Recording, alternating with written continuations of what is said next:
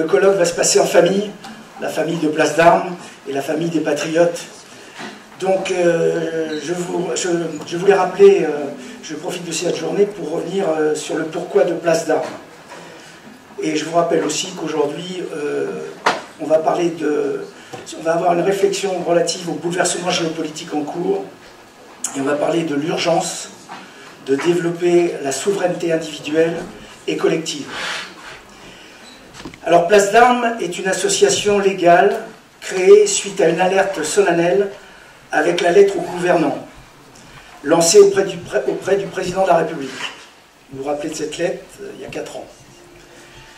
Alors, je vous rappelle que Place d'Armes ne fait pas de politique, bien qu'on en fait aujourd'hui. On est apartisan. Le mot exact, c'est apartisan, mais on fait de la politique. Alors, on tient à vous rappeler la philosophie qui guide notre action, établir un lien et une communauté d'entraide accessible au monde civil et au monde militaire. Nous aspirons à la sécurité, à la souveraineté, à l'identité nationale, tout en respectant rigoureusement les règles du droit français et de l'état de droit. Je tiens tout d'abord à saluer et remercier chaleureusement notre président, Gérard Hardy, qui est présent, qui vient de loin. On l'applaudit. Merci à tous les responsables, je tiens à remercier vraiment de tout cœur tous les responsables départementaux qui sont ici présents, d'autres qui viennent de loin aussi, et les équipes techniques pour leur dévouement à la réalisation et à l'engagement dans la mission qu'on a eue pour réaliser ce colloque. J'adresse aussi toute ma gratitude à nos adhérents fidèles qui sont là aussi aujourd'hui, toujours présents et volontaires lors de nos actions sur le terrain, bien sûr. Sans eux, rien ne serait possible.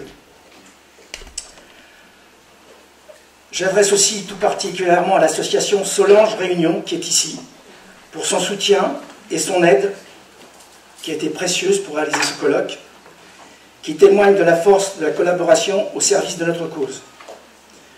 Je tiens à vous remercier, à vous, à tous les participants qui ne sont pas Place d'Armes, mais qui ont le cœur avec nous, qui ont le cœur patriote. Et je leur adresse mes sincères, mes plus vifs remerciements. Alors votre présence témoigne d'un intérêt partagé et d'une volonté d'agir sur le thème de notre rencontre. Au cours de cette réunion, nous allons essayer de comprendre les raisons qui nous poussent à nous intéresser à l'étude de la politique étrangère. Comment sortir d'une relation de dépendance à un système centralisé et de plus en plus contrôlant? Comprendre la souveraineté numérique. Comprendre ce nouvel ordre mondial multipolaire. Alors la question qu'on se pose, est-ce que la construction européenne est-elle synonyme de perte de liberté, de déconstruction, de la planification de la destruction de la souveraineté nationale? Comment un projet qui est né d'un idéal puissant est-il devenu, pour une partie de ses citoyens, une source d'inquiétude? Encore faut-il savoir quand même que nous avons, malgré cela, il ne faut pas être trop pessimiste, il y a des perspectives qui existent. Encore faut-il qu'elles soient envisagées sérieusement, débattues entre spécialistes, mais bien évidemment aussi avec le peuple. C'est ce que nous vous proposons aujourd'hui. Place d'Armes vous propose ça aujourd'hui, ce samedi, avec un panel de conférenciers dont l'objectif qui leur a été assigné est de nous présenter ces perspectives et surtout les solutions, et garder à la France et à chaque citoyen sa liberté. C'est le nouveau président à la place de notre ancien président qui est président d'honneur, M. Fabre Bernadac. Donc je vous demande d'applaudir notre président, M. Hardy.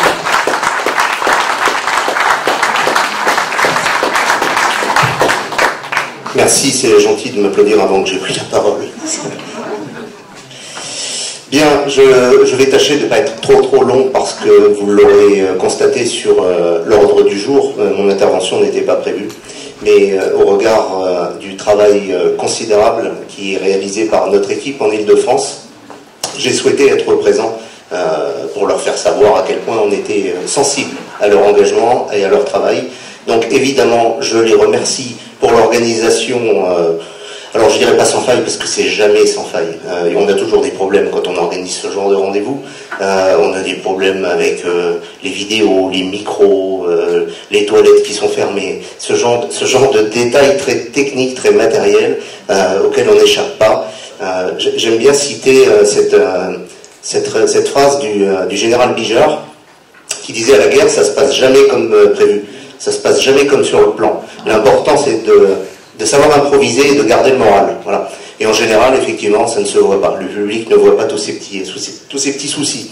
Donc, félicitations et merci à l'équipe Île-de-France d'avoir organisé ce rendez-vous. Je vais commencer par me présenter pour ceux qui ne me connaîtraient pas encore. Je suis donc Gérard Hardy, le nouveau président de Place d'Armes depuis maintenant 1 mois. Je suis un ancien militaire, ce qui n'est pas très original au sein de Place d'Armes. J'ai servi dans des unités troupes de marine et unités parachutistes, et j'ai participé aux opérations, j'allais dire de ma génération, de l'ex-Yougoslavie, l'Afrique, etc. Voilà. J'ai terminé ma carrière par une dernière OPEX au Kosovo, qui m'a un peu marqué et qui m'a donné l'envie de m'engager après l'armée, je dirais. À ce moment-là, le Kosovo était, j'allais dire, pacifié, puisqu'il y avait quasiment plus de Serbes. Il restait que des toutes petites minorités au Kosovo. Et on a eu l'occasion, un week-end, d'aller visiter un monastère. C'est une anecdote qui m'a un peu marqué. On visite le monastère. La visite était guidée par la mère supérieure qui parlait couramment le français. Et à la fin de la visite, on était bien sûr très disciplinés, on n'a pas bronché. Et à la fin de la visite, elle nous a dit, voilà, si vous avez des questions. Et là, l'un d'entre nous lui pose la question. Alors là, vous êtes gardés, puisque en fait, ce sont des enclaves, ces monastères, ou ces couvents. Vous êtes gardés par l'armée italienne. Est-ce que, comment ça se passe, etc. Et là, elle était très très franche. Elle nous a dit, vous savez, nous on préfère être gardés par les Italiens, parce qu'ils sont très chrétiens. Entre guillemets, vous ne pensez pas trop. Premier choc. Et puis elle nous dit, vous savez, moi j'ai 80 ans, on sait que ça va mal se terminer pour nous, et je vais vous parler librement. Elle nous dit, on a fait la guerre, c'est vrai, aux Albanais, puisqu'en réalité ce sont des Albanais qui ont envahi, entre guillemets, le Kosovo.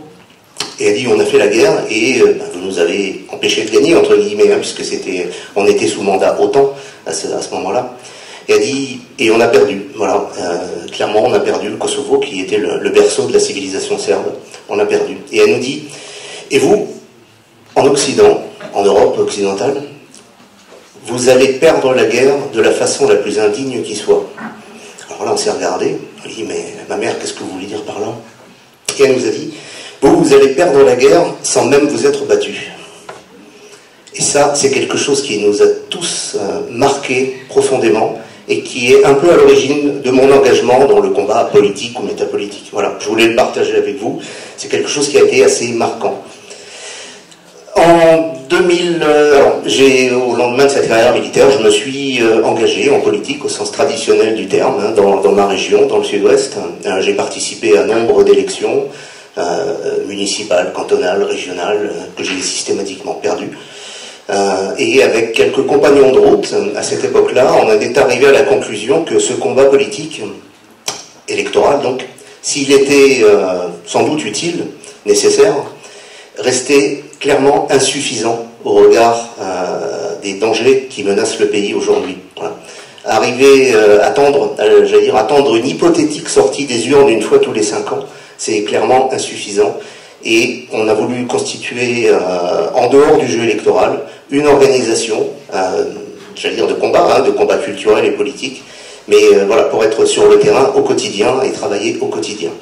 En 2015, j'ai fondé une organisation qui s'appelait les Volontaires pour la France, que certains d'entre vous ont croisé sans doute. J'ai sollicité à l'époque 2 personnalités pour en prendre la coprésidence, à savoir Yves Amblot, qui était un ancien haut fonctionnaire au ministère de l'Intérieur en charge des affaires de contre-terrorisme, très proche du Kremlin à l'époque, et quelqu'un qui travaillait beaucoup sur la démocratie directe. Et la seconde personnalité, c'était le général Martinez, que vous connaissez forcément, si vous lisez les tribunes de Place d'Armes. Donc lui, un général de l'armée de l'air, spécialiste du renseignement. Les deux personnalités ont accepté cette coprésidence, ce qui a suscité un peu d'intérêt, une dynamique, jusqu'en 2021, date à laquelle j'ai croisé Jean-Pierre Fabre-Bernadac, qui sortait à cette époque un livre sur son ressenti après sa carrière d'officier de gendarmerie. Et là, quand je l'ai rencontré, il m'a dit, voilà, j'aimerais faire un petit coup de pub, un petit buzz médiatique autour de la sortie de ce livre, et je voudrais faire signer quelques anciens militaires pour faire un petit coup de com'. Il m'a dit, est-ce que dans ton carnet d'adresse, tu as quelques anciens militaires qui seraient susceptibles de signer ça? Je lui ai dit, oui, a priori, on a déjà ça, on avait quelques généraux dans nos contacts, voilà. Et il m'a dit, ce serait bien si on arrivait à avoir une vingtaine, une trentaine d'anciens militaires. Et 15 jours après, on avait 130 000 signatures de la fameuse tribune que vous connaissez, la tribune des militaires, que les journalistes ont rebaptisée, réintitulée Tribune des généraux. C'était sans doute plus vendeur pour les journalistes. Voilà.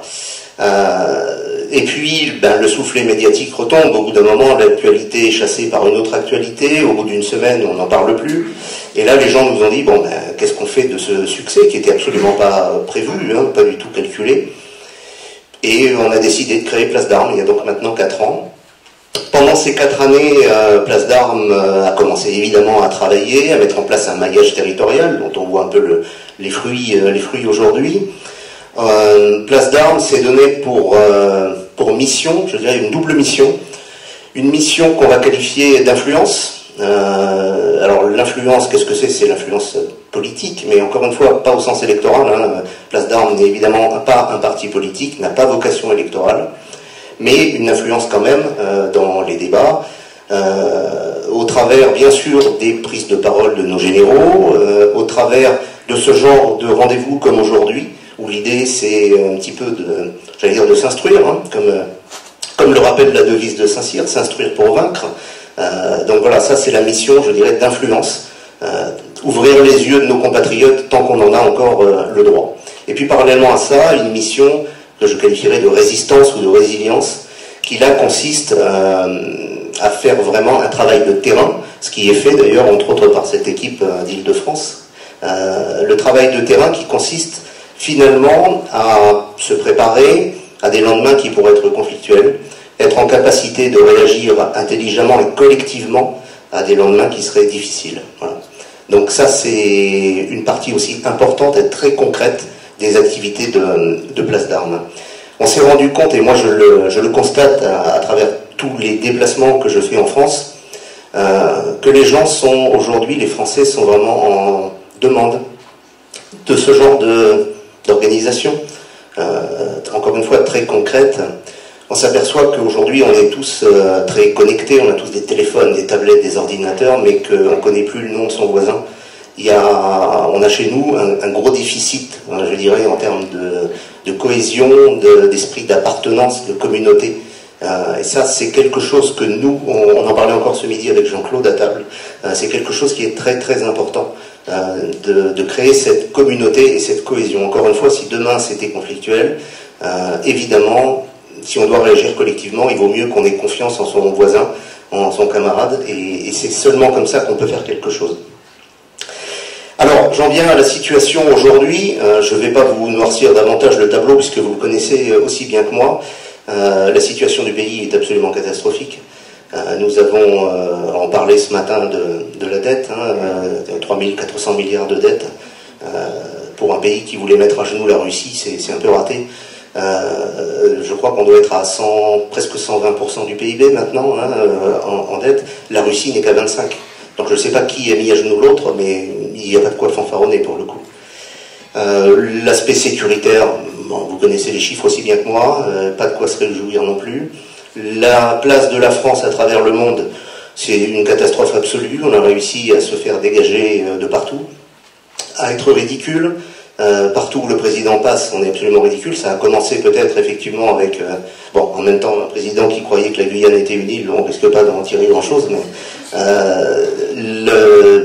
ça a commencé peut-être par Poutine, vous vous rappelez, avec son immense table qui marquait le mépris qu'il avait pour Emmanuel Macron, les déplacements du président de la République à Haïti avec des jeunes vendeurs de drogue, enfin tout, la fête de la musique avec les transsexuels en Barésie, voilà, bon, c'est une catastrophe absolue de l'image de la France.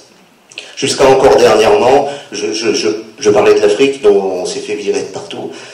Bon, ben voilà, il ne faut pas s'en étonner quand l'Afrique qui, je dirais pas qui attend encore la France, mais en tout cas qui avait encore un certain respect pour la France, quand au Cameroun, je crois que c'était au Cameroun, hein, où on a réussi à envoyer un ambassadeur LGBT, forcément ça les fait pas rêver les Africains. Voilà, on n'a plus aucune crédibilité malheureusement. Et donc ça participe, voilà, à la dégradation générale de tout ça. Et pour en terminer avec le paysage, je dirais, évidemment l'immigration que vous connaissez, que nous subissons, qui est, moi je n'ai pas peur d'employer le terme, hein, qui est une véritable invasion migratoire. Vous savez, on parle souvent des grandes invasions à l'époque, on apprenait ça à l'école, maintenant je ne sais pas si ça s'enseigne encore. On parlait des grandes invasions, c'était les Visigoths, les Francs, les Allemands, voilà. Ça a concerné 400 000 personnes à l'époque, voilà. Aujourd'hui, rien qu'à l'échelle du mandat d'Emmanuel Macron, donc en 10 ans, il n'a pas fini, mais en 10 ans, on est quasiment à 10 millions, hein, à raison de 500 000 entrées par an. Voilà. Donc c'est une catastrophe à tous les étages, je dirais. Et j'en terminerai par à quoi, ben, maintenant, une fois qu'on partage ce constat, quel est l'avenir pour Place d'Armes, quel combat on va mener. C'est un petit peu ce que je disais avec François Cadot tout à l'heure, qui nous parlait, vous savez, du numérique. On a tous l'impression, effectivement, pardonnez-moi l'expression, mais de se faire niquer d'une certaine manière, que ce soit en matière de souveraineté, de politique, de numérique. On sent bien qu'on est piégé de tous les côtés. Mais comment s'en sortir de tout ça? C'est ça la question que chacun d'entre nous se pose. Et personne n'est magicien, on n'a pas de recette miracle. Aujourd'hui, encore une fois, nous, au sein de Place d'Armes, on va continuer évidemment à faire ce travail d'influence, de réinformation, encore une fois comme aujourd'hui, et puis surtout à continuer à mailler le territoire, à organiser dans tout le pays, et même à l'étranger, pour les Français de l'étranger, à organiser nos structures. On a 2 gros projets là qui vont voir le jour avant la fin de l'année. Un projet de... Alors, j'ai oublié d'en parler, mais on a, au cours de ces 3 dernières années, on a quand même initié certains projets, et bien sûr la Tribune des Généraux, qui était l'événement fondateur. On a également lancé une grande pétition qui s'appelait « Rendez-nous nos frontières ». On a recueilli aussi des dizaines de milliers de contacts, de gens qui se sont proposés pour travailler avec nous, et puis plus dernièrement, une tribune pour signifier notre désaccord, évidemment, sur l'implication française économique et militaire en Ukraine. Nous avons sollicité à cette occasion absolument tous les parlementaires français pour les inviter à soutenir la démarche, donc députés et sénateurs. Tous ont été informés personnellement. Les présidents de groupe ont reçu par voie d'huissier la demande de participation. Quasiment, alors je dis quasiment parce qu'il y en a un seul qui a répondu, mais quasiment aucune réponse. Donc les parlementaires, on a bien compris qu'on ne pouvait pas compter dessus pour faire bouger les choses aujourd'hui, malheureusement. En revanche, nous bénéficions à Place d'Armes, et peut-être parce que nous sommes voilà, d'essence d'origine d'anciens militaires, et que ça peut-être ça confère encore un certain crédit, une certaine légitimité. Donc je disais, en revanche, on est plutôt bien accueillis par les élus locaux, par les maires.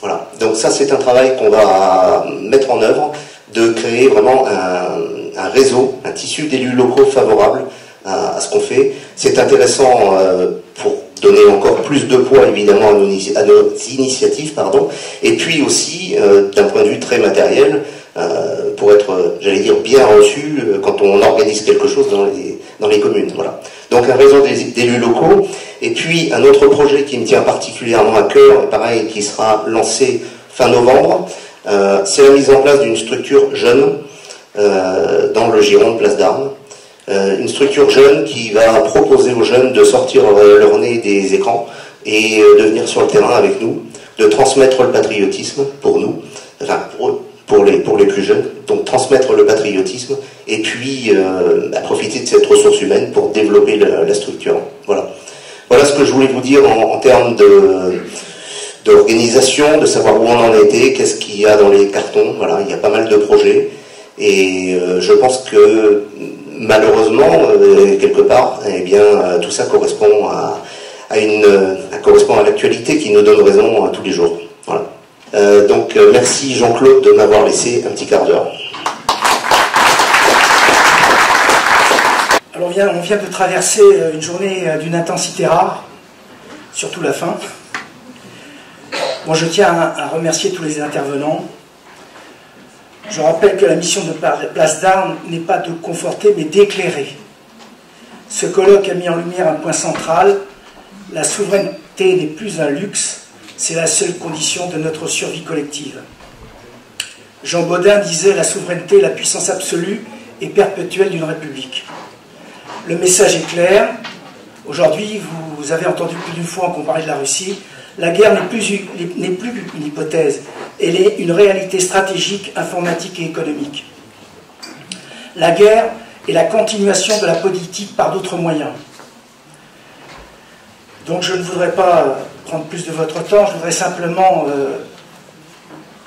vous dire que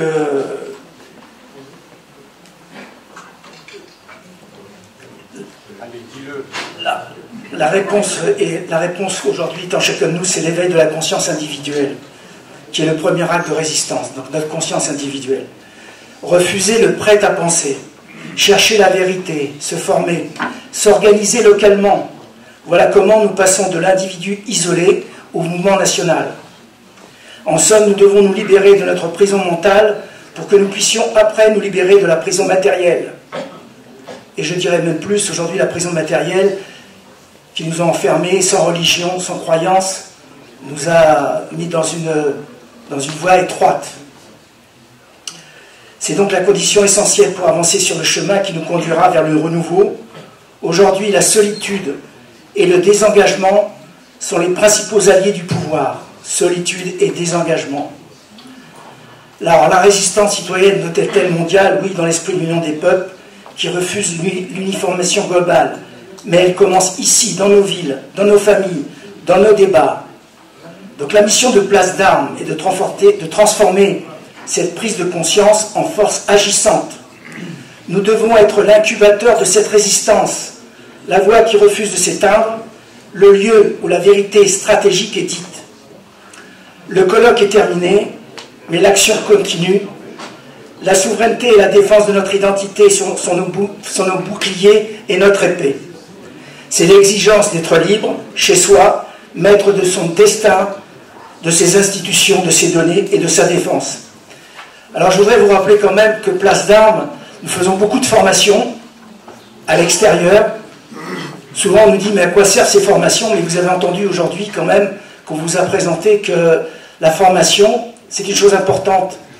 Aujourd'hui, les gens qui ont vécu les inondations, les incendies, qu'est-ce qu'ils ont fait quand ils sont partis? Est-ce qu'ils avaient préparé leur sac de survie? Est-ce que vous avez préparé un stock alimentaire? Aujourd'hui, est-ce que vous avez préparé une zone de recueil, de repli, si jamais il arrive quelque chose dans votre village ou dans votre ville? Donc Place d'Armes aujourd'hui est là pour vous apporter des formations. Donc ce que je vous demande, c'est de nous rejoindre. Ce que je vais faire en quittant cette salle, c'est de vous envoyer à tous un message pour que vous puissiez continuer à nous suivre et éventuellement à participer à nos actions. Donc, comme dirait le général de Gaulle, parce qu'il faut le citer, soyons fermes, purs et fidèles au bout de nos peines. Il y a la plus grande gloire du monde, celle des hommes qui n'ont pas cédé. Donc je vous remercie de votre participation et je vous dis peut-être au prochain colloque de Place d'Armes. Merci.